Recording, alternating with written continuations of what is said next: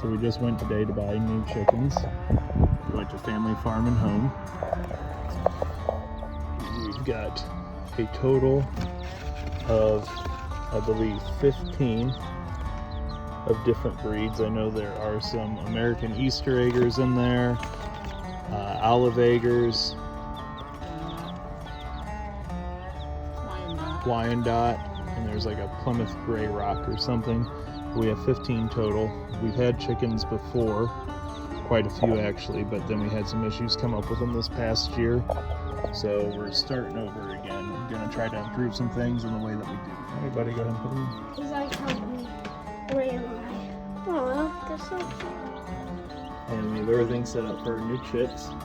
He said there's about 15, I think, is what we ended up with, even though we said 12.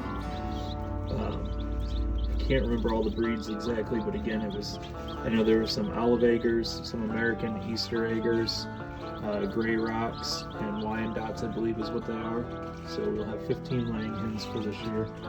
When we first got them a few years ago, we were doing just a plastic tub with the everything set up inside as they were babies.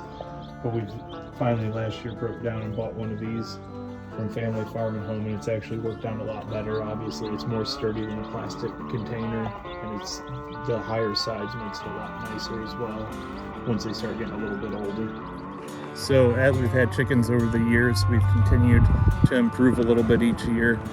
Just like I was saying a few seconds ago with the metal wash bin that we keep the chickens in now. When we first moved in, this chicken coop was here, one of our plans this year. The front of it was done with plywood and it's held up really well, but the rest of the sides were done with OSB, and those are starting to show signs from the weather. So I want to go ahead and replace those with plywood and then possibly metal sheeting. Otherwise the frame is really good. The runs here, it needs some definite repairs after this winter. The gate needs repaired. It was only about half the size it is now. Originally it was about 12 feet wide, and I extended it last year to being 24 feet wide. We have this goji berry tree that's right down here. I wasn't sure what it was when we first moved in. Turns out it was goji berries. The chickens absolutely loved it, so I just kind of let it go. But it ended up wrecking our fence. So we need to tear that down, remove it. We're gonna try to transplant it and put new chicken wire up. We also need to get some netting over the top. We had 24 adult hens last year, and then something happened where they just stopped laying for about 6 months. Not just during the winter. It started in like mid-July is when they quit laying. I tried everything with medication, which I don't normally like using. I tried diatomaceous earth, supplementing their diet with protein and fat. That didn't work. Some of them started dying, and then we had a hawk move in that took out quite a few of them. So that's something we're going to try to avoid this year by putting netting up over the top of the chicken run. Also, since we're back down to 0 chickens right now, we're starting fresh.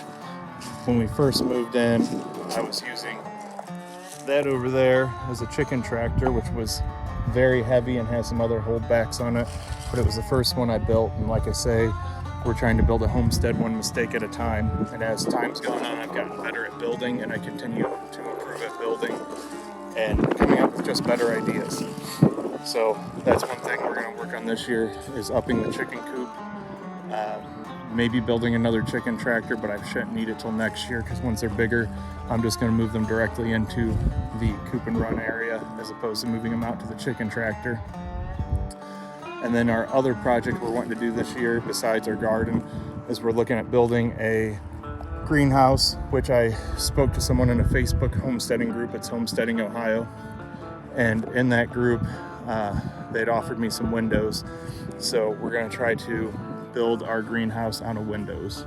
So that's where we're kind of looking at, and I appreciate you guys watching, and I'm going to keep trying to update this, and I'm going to edit a few videos here for this first one, and I'm sure it won't be good, but I'm going to keep working on it. So, thank you.